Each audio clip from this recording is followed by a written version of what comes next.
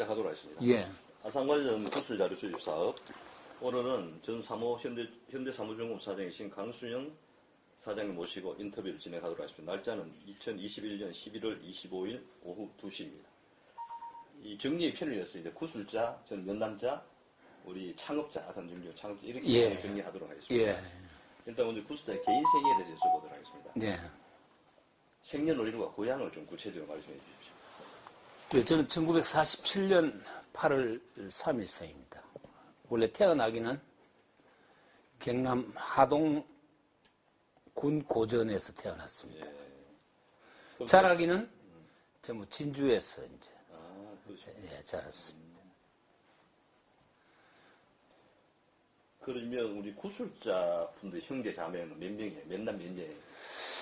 저는 그 5남매인데요. 예. 3남 2년대. 예. 제 동생은 이미 이제 고인이 예. 되었고 지금 남아있는 2남 2녀가 남아있네. 그 중에 넷째죠? 장남입니다. 아, 장남입니까? 예. 그럼 어릴 때 가정 형편은 좀 어떠했어요? 저희들은 태어날 때 이제 아버님이 할아버지 자녀 중에서 4형제 중에서 막내였습니다. 근데 위에 중부님 큰아버지가 다 미국, 일본에 공부하러 갔을 때 막내인 아버지만 이제 못 갔어요. 못 가고 이제 초등학교 교편을 잡으셨는데 그 일본을 안 갔다 해가지고 할아버지가 이제 그 옛날에 이야기하는 그 논을 조금 많이 주신 것 같아요. 그 태어나고 중학교 2학년 때까지는 비교적 괜찮았어요. 저희들 진주에 살았는데 저는 초등학교도 진주에서 다녔으니까. 근데 중학교 2학년 때 저희 아버님이 요즘 같으면 가벼운 병이지만 그 당시는 유사장질부사라 해가지고 이 장질부사 병원체를 발견 못하는 그런 그 굉장히 어려운 병에 걸려가지고 혹독한 그 죽음에 이르기까지 어려웠어요. 근데 다행히 한 분 의사분이 그 유사장질부사를 알아가지고 한 6개월 동안 그 의사분이 집에 왕진하면서 이제 치료를 한 그때 가게가 다 기울어져 버렸죠. 이제 아버님 병환 때문에. 그렇죠. 예. 그래서 저도 중학교 2학년 때부터 이제 고생하기 시작한 거죠. 그럼 초중고 뭐 대학 생활 중에서 예. 좀 가장 기억에 남는 일 한 가지를 뭐 말한다면 어떤 것을 말했습니다. 제가 중학교 이제 2학년 때 공부를 잘했습니다, 제가. 공부를 잘해서 뭐 서울이나 부산 다 갈 수 있었는데, 이제 못 갔으니까. 이제 집도 팔고 막 이렇게 못 갔으니까. 그때가 조금 이제 사춘기고 이러니까 좀 어려웠고, 대학 가서 상당히 어려웠어요. 저는 부산대학을 나왔는데, 서울에 갈 행편도 되지도 않고, 우리는 뭐 사립대학은 생각도 못 하는 거고. 제가 풀 알바이트 했어요. 4년을. 한 번도 하숙이나 자취를 못 해봤어요. 그래서, 뭐 그런 과정에 이제 마치니까, 세월이 지나니까 그것이 뭐 고생이다라기보다는 어차피 겪어야 될 한 인생 과정이 아닌가 이렇게 생각됩니다. 그럼 이제 구살 직장생활, 그리고 지금 뭐 혹시 어떤 일을 하고 계십니까? 지금은 이제 다 끝냈습니다. 취미 활동 뭐. 취미 활동 많이 하죠. 뭐. 어떤 등산도 많이 하고, 골프도 많이 하고. 알겠습니다. 주로 이제 제가 해외를 많이 나갔습니다. 예. 해외 국가 프로젝트에도 한번 참여를 했어요.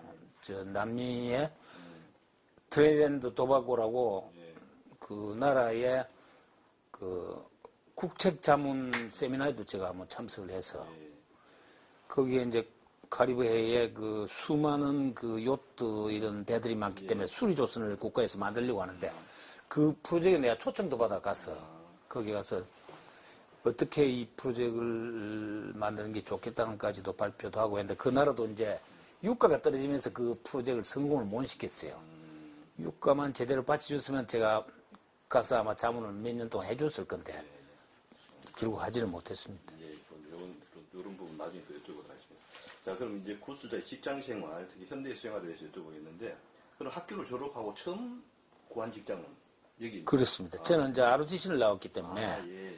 졸업하고 군대 마치고 현대중공업으로 입사를 한 거죠. 예. 당시는 현대건설 조선사업부죠. 그럼 그게 72년도에. 72년도입니다. 그럼 72년도 구체에 몇 월에 입사하셨어요? 저희들이 이제 72년 11월 1일 입사인데 우리 서울 사무소가 10월 31일 날 일이 내려왔습니다. 울산으로. 울산으로. 예, 예. 10월 31일 날. 그리고 우리는 입사는 서울에서 했지만은 근무는 서울에 하지도 않고 11월 1일부터 그냥 울산에서 바로 근무했어요. 그럼 울산은 바로 발령 난 거네요. 그렇죠. 조선사업본부 얘기 내려왔기 때문에. 바로 그 전날 저녁에 내려온 거죠. 그러니까 우리는 서울로 다 입사를 했지만 서울에서는 근무를 안 했어요. 그럼 뭐 근무제 완전 받기가 좀 혼란스럽겠네요. 좀. 그 뭐 혼란스러운 게 당시는 사람 몇 사람 되지도 않았습니다. 아, 예, 그 현대건설 서울의 그 7층 지금은 다 없어졌지만은 거기에 현대건설 조선사업부 근무자들 좀 하다가 그 사람들이 10월 31일 날 저는 이제 집에 갔다가 이제 바로 내려오고 서울 이사짐들은 그날 저녁까지 다 울산에 도착했어요. 지금 이제 동구에 현대중공업. 예, 예. 그때 도착했을 때는 뭐 건물 숙소 하나, 건물 2층짜리 하나, 식당 하나, 훈련소 하나 그것밖에 없었습니다. 그럼 이제 ROTC를 졸업할 무렵에 현대를 가야겠다고 생각한 이유가 또 따로 있습니까? 제가 그 당시에는 저희들이 해양조선을 전공했기 때문에 큰 회사는 조선공사였습니다. 지금 한진중공업 부산에. 근데 대부분이 좀 우수한 사람들 다 거기 입사를 했어요. 예. 근데 저는 이게 현대가 있다는 걸 알았어요. 군대에 있을 때 알아서 예. 저는 거기를 안 갔어요. 그래서 여기에서 이제 우리 현대에서 모집할 때 이제 응시를 한 거죠. 바로 지원했던 거죠. 예. 그럼 이제 바로 뭐 급하게 가지고 울산까지 내려오셨는데 그때 당시 좀 이 분위기는 좀 어땠습니까? 직원들 분위기나 회사의 분위기나 이런 것들. 당시에 이제 10월 31일 날 저녁까지 이제 그 서울에서 짐이 막 도착하고 사람들도 내려오고 건물 뭐 조그마한 건물 2층짜리 건물 하나 있었는데 사람이 많지 않았습니다. 예, 그렇게 많지 않았어요. 그게 이제 1차 조사됐을 텐데 71년도에 이 조선 사업을 하겠다 해가지고 이제 먼저 출발한 팀들이 스카트리스코 조선소로 먼저 갔죠. 그 이제 원래 이제 MP애플도에서 렌즈를 해서 스카트리스코 조선소에서 이제 몇 사람 각 분야별로 연수를 했는데 연수를 갔다 오신 분들도 있고 예. 그 당시 연수를 하고 계신 분도 있고 예. 그런 상황에서 이제 이사가 내려왔는데 가장이 서무 담당했어요.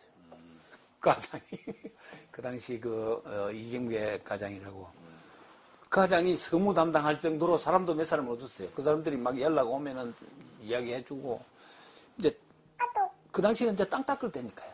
조선소 24시간 땅 닦을 때.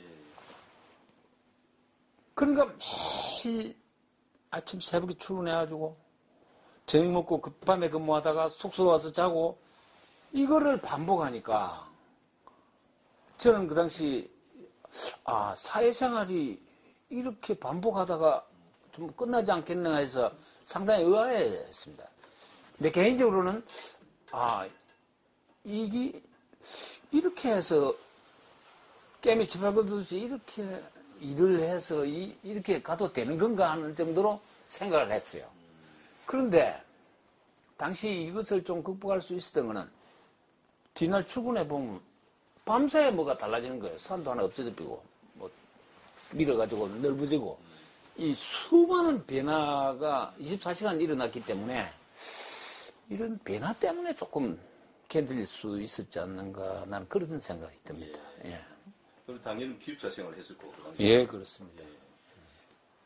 그러면 이제 입사할 때 어떤 ROTC는 공채 형식으로 취했을까요? 공채 형식으로. 그렇죠. 근데 예. 경쟁률 같은 건 뭐? 그 당시 우리나라에 조선해양 전공을 하는 대학이 3개밖에 없었습니다. 저 서울대학교, 부산대학교, 인하대학. 예. 거기에 관계되는 사람들을 이제 수시 모집을 했었거든요. 예.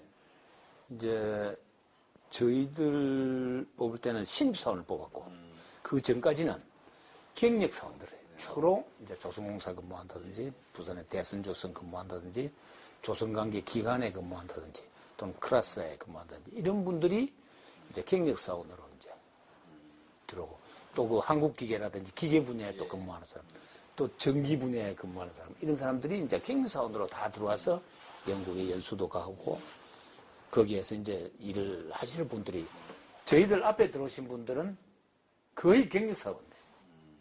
그러니까 저희들 앞에 한기수가 신입사원이 몇 명 있었어요. 몇 명 있었는데 거의 우리 때 이제 신입사원이 이제 그때부터 들어올 때죠. 경쟁은 제가 알기로는 그렇게 아주 심한 경쟁력은 아닌데 분명한 것은 뭐 쉽지는 않았어요. 저는 그 당시 뭐 면접은 어떤 분들을 면접 보던가요?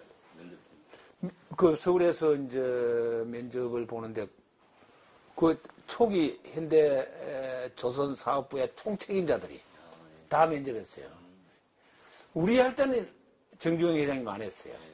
근데 다른 팀들 할 때는 정주영 회장님도 간혹 들어서 면접을 하시다 그러더라고요. 우리 할 때는 면접을 회장님은 안 하셨습니다. 다른 분들 이제 그 당시에 이제 우리 초기 그 초대 부장이 백충기 부장님이시라고 그분이 해양대학 출신인데 그분이 이제 그 경험이 많으니까 그분 중심으로 해서 이제 위에 주로 간부들이 주로 이제 현대건설에서 오신 분, 현대자동차에서 가장 클래스는 현대자동차에서 오신 분들이 좀 있었고 위에 층은 현대건설에서 오신 분들이 주로 위층 회사를 꾸려 나가시는 분들이 새로 만들어서 나가야 돼요. 예. 그러면 현대 중국 입사에서 제일 먼저 배치받은 부서 이름은 뭐예요? 부서. 제가 배치받은 거는 선체생산부. 선체생산부. 우리 배 성각을 만드는 선체생산부에 이제 배치를 받았죠. 그 중에서도 소조립과에 배치를 받았어요. 소조립과. 이제 서브 어셈블리. 그 다음에 이제 블락 어셈블리로 들어가니까. 블락 어셈블리 하기 전 단계 공장을 이제 맡은 거죠. 그럼 그 당시 조선사업부는 이게 부서가 그렇게 많지는 않을 거 아닌가요? 그렇죠. 몇 개 부서 정도 됐어요? 부서, 이제 설계 별도로 있고, 설계 별도로 있고, 이제 관리는 관리대로 좀 있고요. 총부분하든지. 그 다음에 이제 우리가 실지 배를 만드는 분야에서는 이제 선체 생산부. 그게 의장이 들어가야 되니까 의장 생산부. 그 다음에 이제 도장을 해야 되니까 도장부. 이제 탑재가 이제 하기 시작할 때는 건조부. 이게 이제 전체 다죠. 전체 다. 그 다음에 이제 그 지원하는 부서가 이제 공무부. 그 다음에 장비관리부. 운반 장비들. 막 그런 정도죠. 훈련원이 대신 별도로 있었어요. 훈련은 다. 예. 일반 이제 노동자를 배출해야 되니까. 그러니까 훈련소는요. 우리가 서울에서 10월 31일 날 울산으로 옮기는데 훈련소는 그 전에 오픈이 돼서 사람을 모집해 교육을 시켰어요. 근데 일기생들은 교육을 시키고 있을 때 그때 훈련생들이 아마 10월 달쯤 교육이 먼저 시작된 걸로 제가 기억이 됩니다. 그럼 그 당시 인력도 없고 뭐 이렇게 공사를 해야 되고 그런 어려운 점은 좀 없었습니까? 아는 사람이 없었죠. 그렇죠. 그러니까 유일하게 배에 대해서 아는 사람은 현대 건설에서 오신 분들은 이 공사라든지 뭐 존소 레이아웃이라든지 이런 거는 건설 출신 분들이 많이 알고 이제 배에 관해서는 경력 사원들한테 이야기 듣는 거 외에는 학교에서 배운 거 그 다음에 일반 우리 연구단체 조선관계 연구단체에서 뭐 발표한 거 이런 거 외에는 지식을 얻을 데가 없었어요. 그리고 특히 우리는 초기부터 이제 대형 유조선으로 출발을 했는데 대형 유조선 우리나라에서 하나도 건조를 안 하고 당시 우리나라의 가장 큰 배가 조선공사에서 팬코리아라고 12,000톤짜리 배가 최고 컸어요. 12,000톤 배인데 우리는 26만 톤을 건조를 해야 되니까 경험 있는 사람이 없는 거죠, 우리나라 사람 중에서는. 그래서 이제 거기에 경험을 보고 온 사람이 스카트 리스코에 이제 연수를 받고 오신 분들이 저희들 소조립과에도 소조립과장 또 한 분, 두 분이 스카트 리스코 교육을 받고 오신 분이 우리보다도 윗분들이 이제 교육을 받고 온 거죠. 그분들이 이제 다 아는. 그래서 이제 이끌어가는. 그렇죠. 근데 그때는 뭐랄까, 지금 같으면 가상 공간을 형성해서 만들어가는 과정이다 이렇게 보시면 돼요. 그러니까 미래에 어떤 것을 해야 될 것이라는 가상을 해서 이제 준비하는 거예요. 공장을 만드는데 이 공장을 어떻게 만들어야 될 것인가에 대한 지식이 없단 말이에요. 그럼 이 소조립이라는 공장을 만드는데 제가 레이아웃을 많이 했는데 이 공장을 어떻게 만드는 것이 이 서브 어셈블리를 가장 효율적으로 할 수 있느냐. 이 레이아웃이 관건이거든요. 이 레이아웃 정반은 어떤 타입, 플로우 시스템은 어떻게, 각종 유틸리티 라인을 어떻게 공부를 해, 에어나 산소나 아세틸렌이나 프로판이나 어떻게 어레인지먼트 해서 효율적으로 작업을 해나갈 거냐. 이게 이제 가상 공간에 만들어가는 겁니다. 계속 구상을 해나가는 겁니다. 그럼 그 이후 뭐 이동한 부서는 어떤 부서로 크게 이제 거기에 이제 스토리 하나를 말씀을 드리겠는데, 우리가 이제 스카트 리스코 존스에서 연수를 하고 왔는데, 영국의 당시 시대가 1972년도, 70년대 초반에 이 VLCC 디자인이 스카트 리스코에서 만든 영국 그 디자인은 굉장히 올드 패션이었습니다. 무슨 말이냐면은, 우리가 탱크가 있으면은 통으로 탱크를 만들었어요. 배가 있으면은 통으로 이렇게 밑에서부터 위에까지 통으로 이렇게 만들었어요. 굉장히 시공이 어렵습니다. 그런데 이것을 극복한 나라가 우리보다 먼저 일본이 먼저 극복했어요. 일본이 그러니까 일본 7대 중공업이 우리 현대중공업보다, 우리 현대중공업이 원래 발기는 71년도 됐지만 72년도에 우리가 기공을 했으니까 일본의 대응 7대 조선소 중공업 그룹이 대부분이 65년도부터 설립이 되기 시작했어요. 미쓰비시, 가와사키, 미쓰이, IHI, 수미토모, NKA, 그 다음에 이시가와지마 아리마. 이 7대 그룹이 현대중공업 같은 대응 전소를 다 만들었습니다.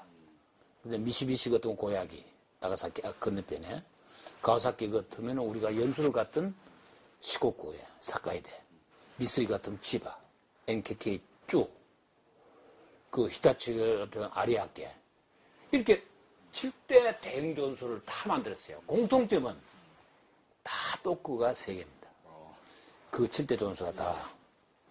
이게 이제 뒤에 제가 참 근무를 해가면서 우리 현대중공업이 무모하게 도크를 많이 만들었다는 걸 저는 일찍이 조금 그 7대 전소를 가보니까 이 크게 만들어서는 안 되는 거예요. 오늘날 어려움을 겪고 있는 것 중에 하나가 그 점이 어렵게 겪는 거예요.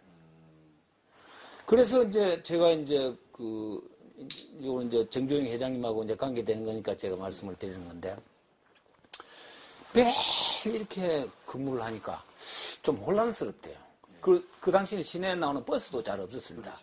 시내 한번 나오고 싶으면 어떻게 했냐면은 자동차 앞까지 걸어오면은 자동차에서 신차 출고를 하시는 분들은 차를 처음 받아가지고 저기 고향으로 가잖아요. 부산이나 마산이나 또는 서울이나 이리 갈 때 자동차에서 차를 받아가지고 나올 때 손님을 태워주면은 복을 받는다, 돈을 많이 버린다 해가지고 자동차에 들어가 있으면은 새 차 딱 나오면 손을 들면 딱 태워줍니다. 그러면 떡도 주고 이래요. 그래서 시내를 어떤 때 한 번씩 나오고 그랬어요. 그런데 이제 12월, 제가 정확하게 날짜를 기억하는데 72년 12월 5일 날 밤인데, 밤이에요, 그것도. 아까 이경배 과장님이 선무과장이라는데, 내일 당장 해외를 나가야 되니까 출국 신고서를 준비해가지고 서울로 올라가라는 거예요. 우리는 뭐도 뭔지 모르고 저녁에 그리 오다를 받았어요. 그때 이제 상황이 어떻게 되냐면 이렇게 되어 있습니다. 명 회장님은 알았어요, 이걸. 영국에서 교육받아가 온 영국의 조선 기술 갖고는 앞으로 세계시장에서 이길 수 없겠다. 그래서 한 발 앞서가는 일본의 조선 기술을 배워야 되겠다. 이래서 명 회장님, 이거 별로 기록이 없을 겁니다. 명 회장님이 누구한테 부탁을 했냐면 미쓰비시 회장님한테 부탁을 했어요. 우리 전소 지금 하려는데 우리 전소 사람들 기술 좀 연수 좀 시켜달라. 이렇게 요청을 했는데 이게 미쓰비시에서 검토를 하다가 결국 노를 했어요. 그럼 왜 노를 했느냐? 당시 중국의 상황이 당시 주사원칙이라고 아마 들어보셨을 겁니다. 주을래 사원칙이라는 게 있어요. 중국과의 친화적 관계되지 않는 국가에 지원하는 기업은 중국하고 거래를 못하도록 돼 있어요. 이래서 미쓰비시는 그때 이미 중국 본토에 진출하려고 여러 가지 노력을 하고 있는데 우리는 중국하고는 적대적 관계였단 말이에요. 그러니까 우리나라 사람을 연수를 해주면은 자기들이 중국 진출하는데 굉장히 영향이 많기 때문에 노를 했다고요. 그러니까 이제 명 회장님이 이걸 포기한 게 아니고 가와사키 회장님한테 부탁을 한 거예요. 그래 된 거예요? 예, 가와사키 회장님한테 부탁을 해서 우리 연수를 좀 시켜달라. 우리는 새로 전수를 하기 때문에 일본의 기술이 절대적으로 필요하다. 그리 부탁을 했는데 이게 갑자기 가와사키 회장님으로부터 그리 되면 제가 5일날 그거를 했으니까 뭐 4일날이나 3일날 이게 갑자기 억셉트를 받아버린 거예요. 그래서 긴급하게 가와사키 연수를 가야 되는 거예요. 그래서 제가 5일날 밤에 그 우리 이경배 과장님이 준비하고 내일 아침에 빨리 출국 신고서가 어떻게 되냐면은 그날 예비군 편성된 지역의 백무청에 가서 해외 출국 신고서를 받아야 됩니다. 통상 받는데 기본 일주일은 걸립니다. 그런데 그걸 받으려면 예비군 편성 확인서를 끊고 가야 되는데 저는 그때 울산에 예비군이 소속된 데가 예비군 들어갈 데가 없으니까 부산에 예비군을 놔놓고 와버렸단 말이에요. 그러니까 제가 부산에 예비군 하는 데를 가서 편성 확인서를 끊어서 백무청에 넣어서 해출국 신고서를 신청을 해야 되는데 뭣도 모르고 이제 백무청을 가니까 지금 오늘 당장 이걸 끊어가지고 서울로 올라오라고 합니다. 하니까 쳐다보는 거예요. 이 사람 도난 사람이 왔다는 거예요. 그거는 그리 되는 게 아니고 최소한 일주일. 특별한 케이스 한 3일 정도 그랬다는 거예요. 그거 안 됩니다. 우린 지금 당장 오늘 때가 가야 된다고. 그게 6일이거든요. 그래, 안 된다는데 어떻게 합니까? 이렇게 걸어가는데, 어떤 분을 만났어요. 어떤 분을 만났는데, 안면이 있어 보니까, 진주에 제가 학교 다닐 때 저희 외삼촌이 진주고등학교 다니셨어요. 그 외삼촌의 친구분이 거기에 백무청에 보이는 거예요. 그래, 인사를 드렸더니 어떻게 하냐면, 뭐 서류를 떼러 왔는데, 이거 뭐 안 된답니다. 뭔데? 해외 가야 되는데 해외 출국 신고서를 떼가 오라는데 지금 뭐 여기 안 된답니다. 그래? 그래, 그분이 자기 사무실로 올라오라는 거예요. 그 따라 올라가 보니까 백무청장 비서실장이라요. 신세를 맡으셨네. 네, 그래가지고 이제 이야기를 했더만은 참 우리나라 또 되는 것도 없고 안 되는 것도 없어요. 끊어주는 거예요. 이긴 어떻게 끊느냐 보니까 사후에 서류를 넣는 조건으로 해서 선 발급을 해주는 거예요. 그래가지고 뒷날 이제 서울에 올라가서 7층 거기서 이제 끊어가지고 이제 올라가서 이제 끊어가니까 저녁 때 아닙니까? 그날 바로 이제 사무실에 못 나가고 7일 아침에 이제 가서 이제 아침부터 이 서류 만들었습니다. 당시에요. 이 서류를 그때는 뭐 복사기도 없고 해가지고 먹지를 대고 썼는데 우리가 책에 죄송합니다. 3개 힘을 내가 쓰면 5장 정도 쓸 수 있어요. 죄송합니다. 제가 전화를 받겠습니다. 여보세요? 네, 강수연 사장님 되시나요? 네네. 네, 안녕하세요. 저는 그 현대중공업그룹 50년차 때문에 문자 드렸었는데요. 아, 이거요.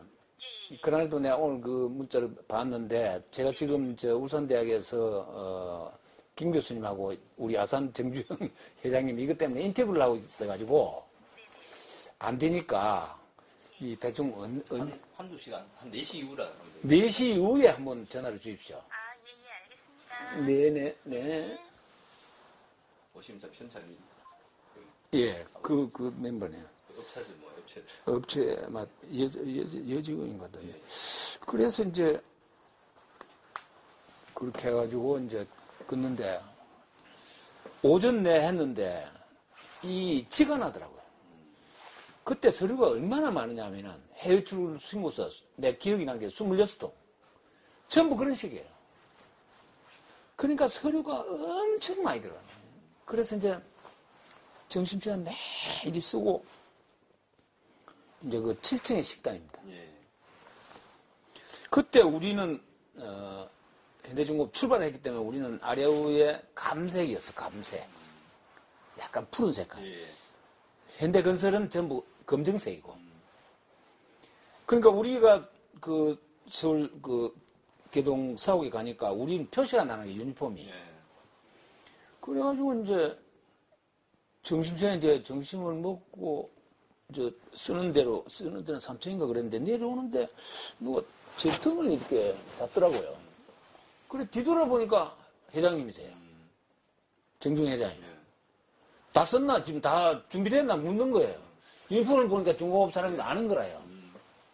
빨리 올라와서 준비하라고 해놓으니까 예, 지금 아직 준비하고 있습니다. 그러면.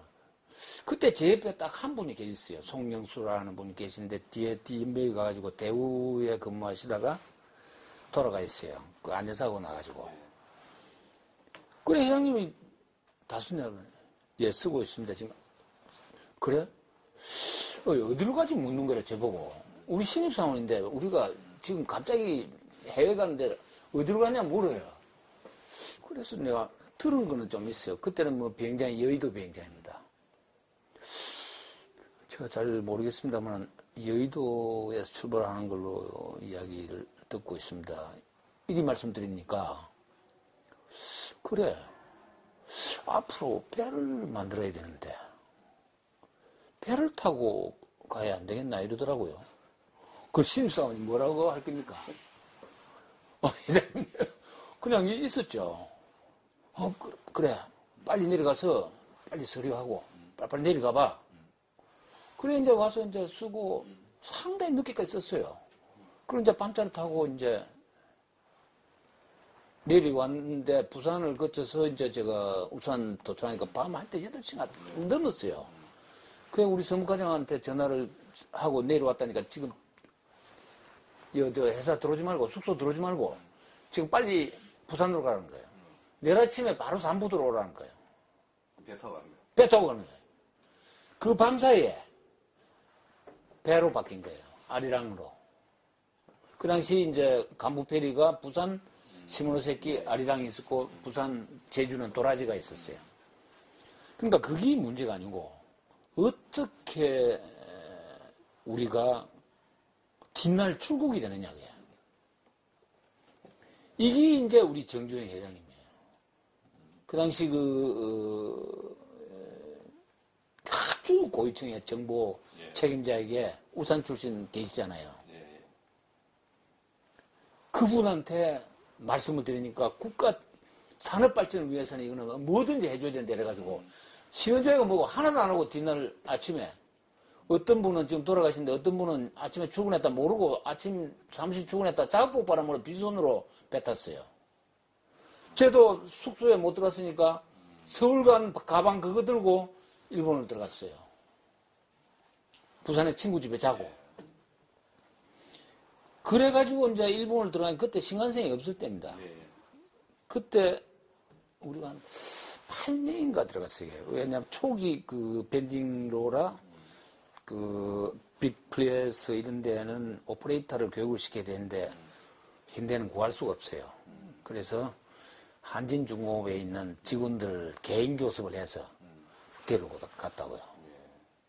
그 장비를 오퍼레이션 해야 초기 작업이 되니까 한 8명 정도 된 것 같아요.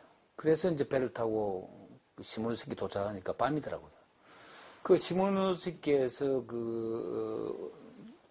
저 나고야 방향으로 가면 우노라는 데인데 우노가 아니라 오카야마였는데 오카야마로 가서 또 기차 타고 우노로 해서 거기서 배 타고 다카마스 해서 다카마스 기차 타고 사카이데 도착하니까 아침 8시 딱 24시간 간 거예요. 그때는 신간선이 없을 때. 그래서 가서 보니까 참 우리 회장님 스타일이에요. 아무것도 준비된 게 없어요. 우리가 갈 데도 없고. 그래서 그 당시에 동명사무소에서 그 홍정순 과장이라고 정말 일본말을 잘하셨어요. 그 육군 공병 출신인데 나오셔가지고 막 우리들 식당에서 밥을 사주면서 기다리라고 저 숙소. 그 당시 국사의 호텔이라고 그 국제호텔 사장을 우리 이제 홍정순 과장님이 아시가지고 그분한테 부탁을 해갖고 3층 집을 이제 바로 그 자리에서 하나 구해가지고 우리 연수가 제가 일기입니다, 일기. 가와사키 연수 일기. 그래서 그거로 인해서 이제 뭐 좀 근무하는데 그 한 달 8일 만에 그냥 일본을 들어가 버리는 바람에 이거 뭐 혼란스러운 생각이 그냥 그 일본 연수를 받아보니까 모든 책임이 저한테 다 돌아오는 것 같아서 개인적인 그런 뭐 어려움은 느낄 수가 없었어요. 초창기 때는 그런. 예. 그럼 이 연수를 몇 개월 동안 했습니까? 가와사키. 여기서 2달이 조금 안 되게 했어요. 한 2개월 정도. 예. 한 뒤에 8기까지 했습니다. 8기. 아, 계속해서? 예, 제가 1기고. 그 당시 이제 가보니까 너무 배를 잘 만드는 거예요. 일본이. 이거 완전히 기계예요, 기계. 그리고 배 자체 디자인이 영국의 디자인하고 완전히 틀려요. 예, 이게 스트링크 타입이라 해가지고 영국은 이게 하나인데 이 하나면 높아가지고 시공도 어렵고 굉장히 어려운데 일본은 어떻게 디자인을 했냐면 로우 스트링크, 미들 스트링크, 아빠 스트링크 중간에 스트링크를 만들어가지고 그 자체가 사람이 다닐 수 있도록 되어 있는 거예요. 그러니까 시공도 쉽고 안전하고 일본이 훨씬 앞선 거죠. 그러니까 대행조선 일본 7대 중공업이 다 장악해버린 거죠. 아, 좀 70년대는. 예. 그리고 우리가 들어갔을 때는 이미 마지막 단계입니다.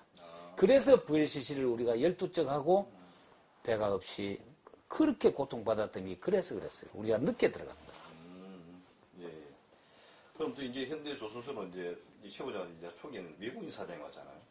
예, 스코 사장. 예. 예, 돌아가 있습니다. 예, 그분이 이제 오게 된 배경 같은 거는 뭐 알겠습니까? 그게 이제 그분들이 그 스카트리스코 전소의 연수를 보내고 우리 조선 설계를 AMP 애플도 소위 말해서 시빌딩 앤드 엔지니어링 컨설턴트 컴퍼니예요, 그게.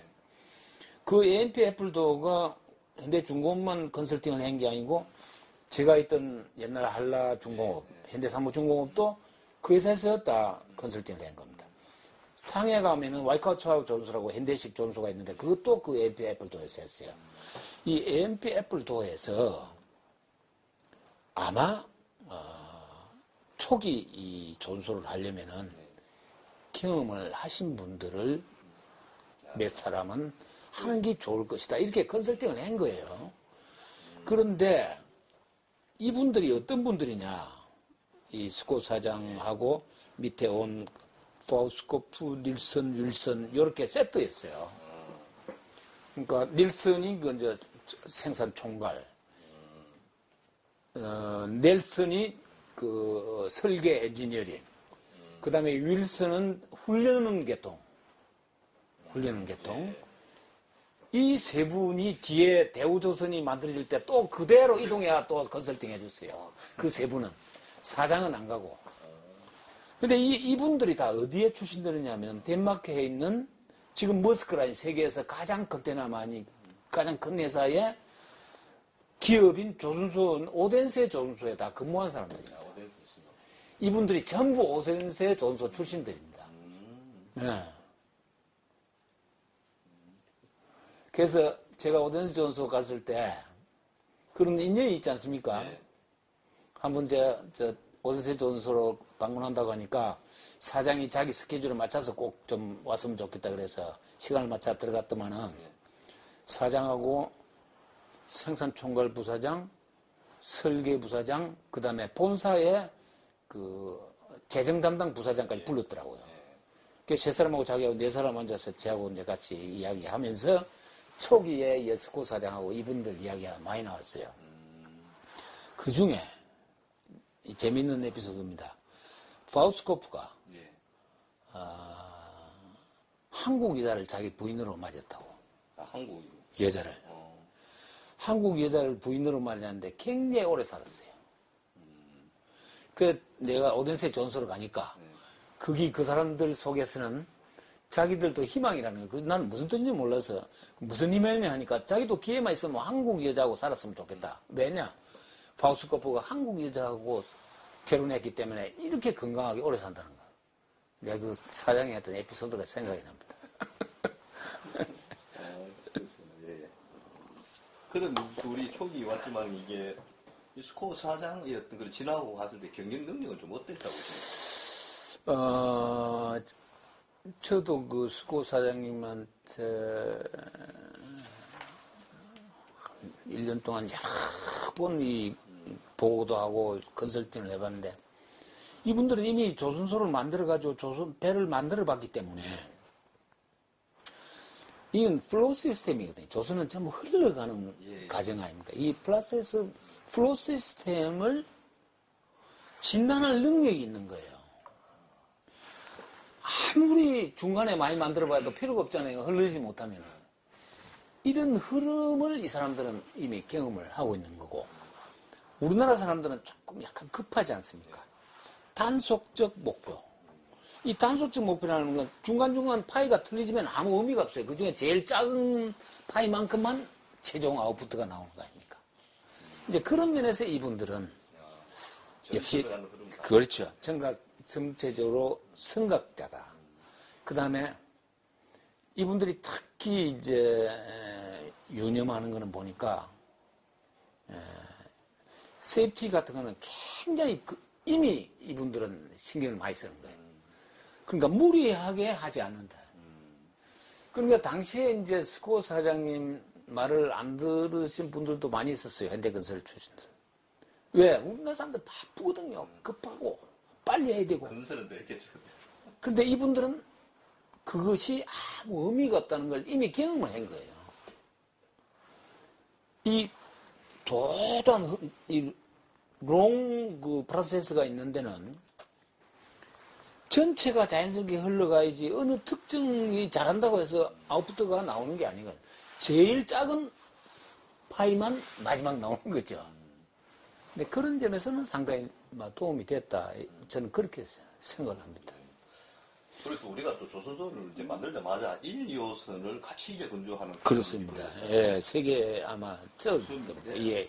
그때는 뭐 굉장히 어려웠을 것이고, 물론 지금은 보람했지만, 그 당시 어떤 비화라든가, 그때 힘들었던 점, 이런 거 기억나는 거 있으면 말씀해 주시죠. 아주 기억 많이 나죠. 제가 이제, 그, 일본에 가서 연수를 하고 들어올 때가 1월 말 정도 됐으니까, 우리가 72년 3월 20일 날 이제 조선 기공식을 했어요. 그 사진 공장에서 기공식을 하는 그게 우리 성각공장 출발 지점 그것을 했는데, 이제 그때 이제 1호선 건조가 됐는데, 실제로는 3월 20일 훨씬 전부터 가공을 벌써 시작을 했었습니다. 시작을 했는데, 건설에서 철골을 작업했던 사람들이 많이 참여했기 때문에, 일반 작업은 그때 하는 거는 할 수 있는 그런 기능인들도 들어 있었어요.